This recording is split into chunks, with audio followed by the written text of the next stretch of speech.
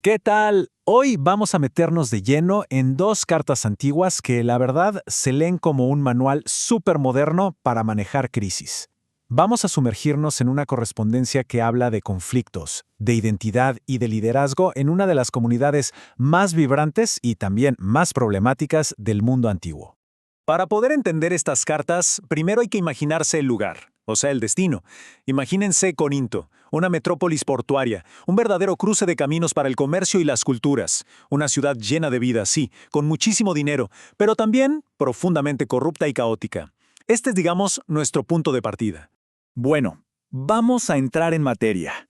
Para captar la magnitud de los problemas que estas cartas intentan resolver, lo primero es entender la ciudad, un auténtico crisol de influencias. Y es que Corinto, ojo, no era una ciudad cualquiera. Era un centro de comercio mundial con 2 puertos marítimos, imagínense, lo que la hacía increíblemente rica y diversa.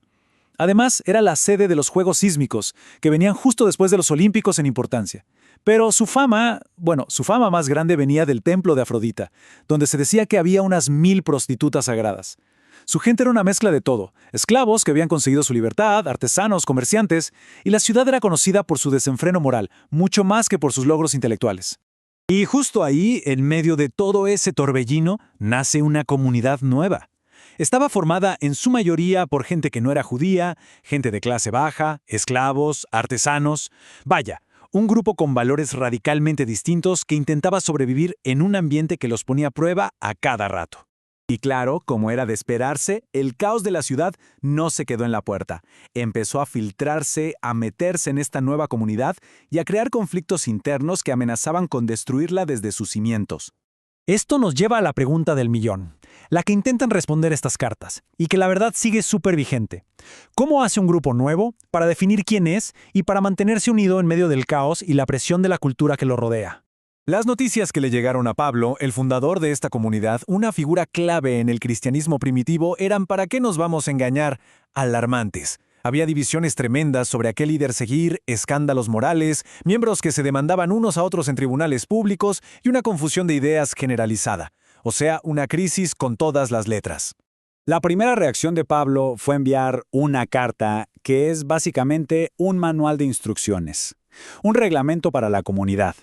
A ver cómo se enfrentó a estos problemas de una forma tan directa y práctica. Y aquí es donde la cosa se pone interesante. Fíjense en la claridad de este manual. ¿Que había divisiones por los líderes? Pablo responde, a ver, el único fundamento es Cristo. Los demás solo somos colaboradores. ¿Demandas entre ellos? Mejor aguanten la ofensa o arréglenlo dentro de la comunidad. ¿Inmoralidad sexual? El cuerpo es un templo del Espíritu Santo. ¿Y lo de comer carne sacrificada a ídolos? La libertad de uno no puede dañar la conciencia de otro. Soluciones directas para problemas bien complejos. Pero la carta no era solo para apagar fuegos. También respondía a preguntas que la misma comunidad le había hecho. Funcionaba como una sección de preguntas frecuentes sobre temas clave. El matrimonio, donde insiste en el deber conyugal y en evitar la separación. Los dones espirituales, que son diferentes pero vienen de un mismo espíritu para el bien de todos. La resurrección, que la presenta como un hecho fundamental, y hasta de finanzas, aconsejando dar de forma regular y proporcional. Pero la crisis no se acabó ahí, ni mucho menos. Evolucionó. El problema ya no era solo el comportamiento interno, sino un ataque directo a la autoridad del propio Pablo. Y eso requirió una segunda carta, con un tono completamente diferente. Y aquí se ve perfecto ese cambio. Pasamos de la instrucción casi doctrinal de la primera carta a una defensa súper personal en la segunda, de un tono metódico, muy estructurado, a uno emocional, apasionado. La primera era un manual para el grupo, la segunda es el ruego de su líder. El cambio es, de verdad, dramático. Para defender su legitimidad, Pablo no saca a relucir sus títulos, para nada, recurre a su propio sacrificio. En esa segunda carta les cuenta todo lo que ha sufrido. Peligros, naufragios, palizas, todo, dice, por el simple hecho de cuidar de las comunidades que él mismo fundó. Es un argumento que se basa en el compromiso y en el sufrimiento, no en una autoridad impuesta. Entonces, Pablo arma su defensa sobre 3 pilares. Primero, sus sufrimientos son la prueba de que es sincero. Segundo, su ministerio es de reconciliación, algo que viene de Dios, no de la sabiduría humana. Y tercero, les recuerda los milagros que Dios hizo a través de él como una confirmación de su mensaje.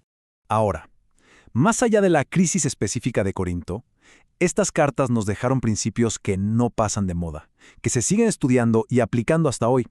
Vamos a ver algunos de los más importantes. Quizás el legado más famoso de estas cartas sea la definición de agape, o amor.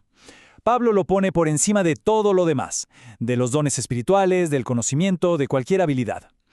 Y no habla de un simple sentimiento, habla de un principio, del motor central que debería guiar cada acción dentro de una comunidad para que sea sana y funcione bien. Pero no todo es teoría. También encontramos consejos increíblemente prácticos, como los principios para dar con generosidad. La idea es dar con alegría, en proporción a lo que se tiene, y hacerlo con regularidad. No se trata solo del acto de dar, sino de la actitud y la constancia que hay detrás. Al final, lo que nos queda no es solo un texto religioso. Estas cartas son un modelo, una especie de plano atemporal para navegar conflictos, para definir una identidad como grupo y para construir una comunidad fuerte, resiliente, que aguante la presión externa y los problemas internos. Son un caso de estudio brutal sobre la naturaleza humana y cómo nos organizamos. Y esto nos deja con una última pregunta para la reflexión. Si este manual de crisis se escribiera para nuestras comunidades, nuestras empresas u organizaciones de hoy en día, ¿qué problemas tendría que abordar? ¿Qué divisiones, qué escándalos o qué confusiones necesitarían una respuesta tan directa y a la vez tan transformadora? La respuesta, por supuesto, queda para que cada quien la piense.